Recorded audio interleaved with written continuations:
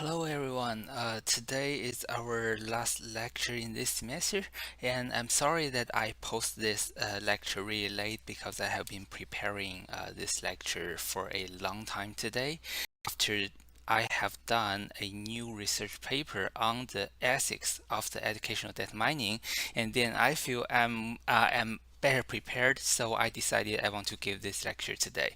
And as I said, today's lecture is about the ethics, so there's no technical thing at all, and we are only talking about what are the things we should be aware of and what are the things will happen or will not happen in the recent future.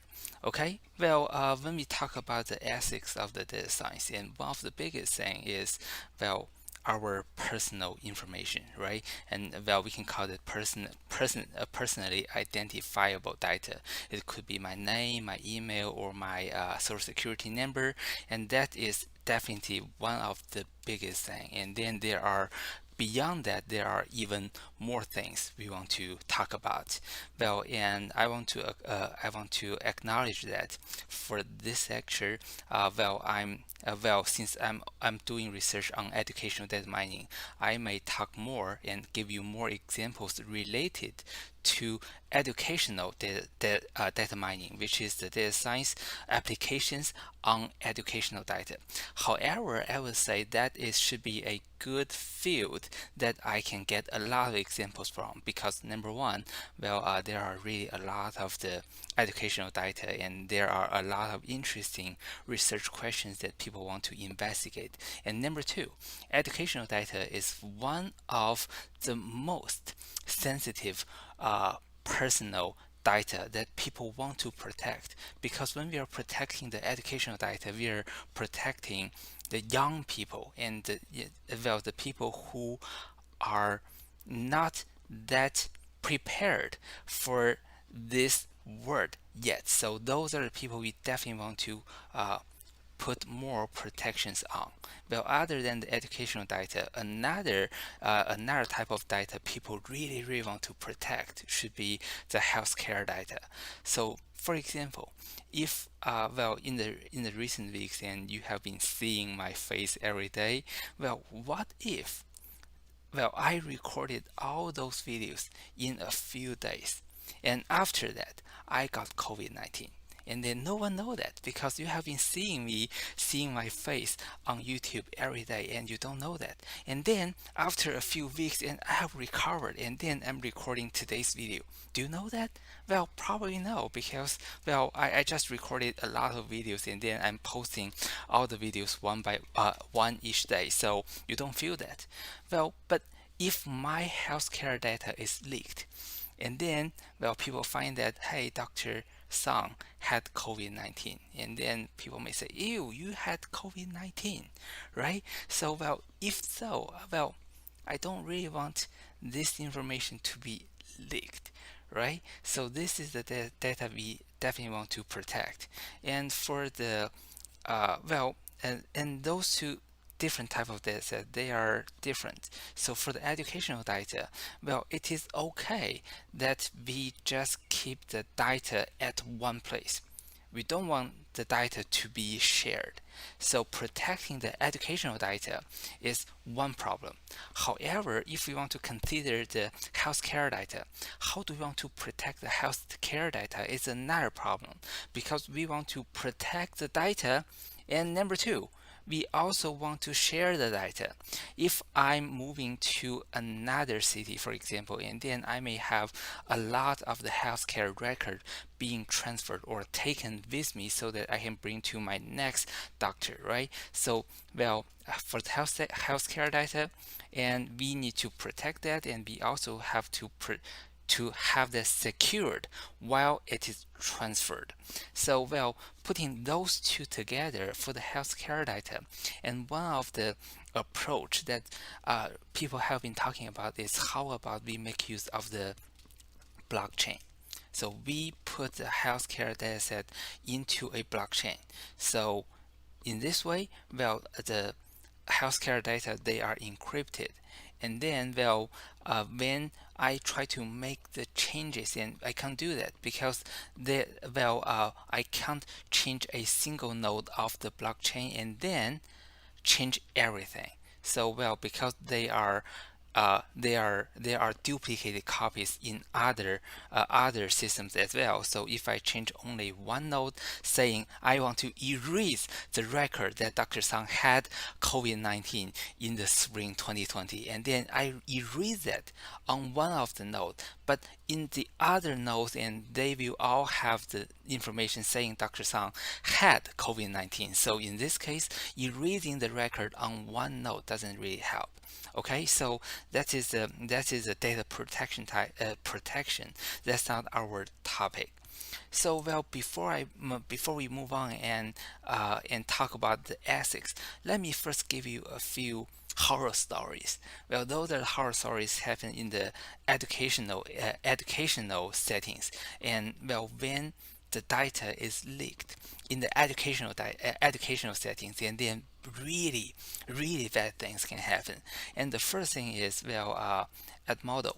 That is a educational system, and then it leaked 11 gigabytes of the record, and those kids are K-12 students. So they I would say they're not ready for that. They're really young. They're not ready for their personal information to be leaked to the black market, and then when people find this data has been leaked, and this data has already been sold many times in the black market or the dark network. So it was really bad. And you may say, if it is just the student information, we may know their names, their gender, their birthday, and their address. So why it is bad? Well, uh, that data itself is not the worst case. And the worst case is if we combine the data we have already acquired, and then we combine that with some auxiliary dataset, and then it can be really terrible. So let me give you an example. Say I registered myself to a educational system. Say for example, Canvas. Okay, on Canvas you will have my name, and then you will have my email, and then you may also have my password. Okay, and so this is just the data from a educational setting. If I take this data and then I use this data to hack the email, and then based on the educational data, I can hack an email. And if I want to go further, and if this email is linked to my Apple account, and then it will be a harder problem. So if someone stole my Apple account, and then my cell phone can be locked, right? And then if I have the payment associated to Apple, and then this person might be able to use my Apple ID to buy things. This is not a fiction, because this happened to my mom.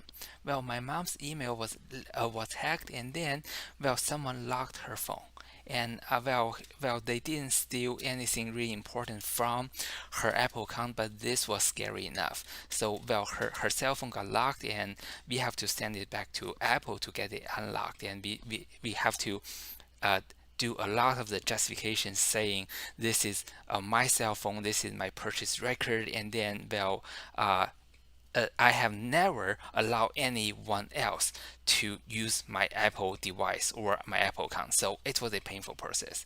So the point I'm trying to make is, the data itself may not give us a lot of power to really damage a person or to do some really bad things. But the scary part is, if we combine the data with some auxiliary dataset, and then it gives us a lot more power.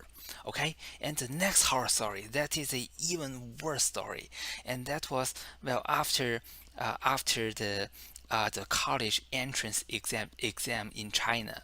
One group of the criminals, they hack a system, and then they stole some of the students' information. They have just finished the Chinese version of the SAT, and then they're waiting for the admissions from the college.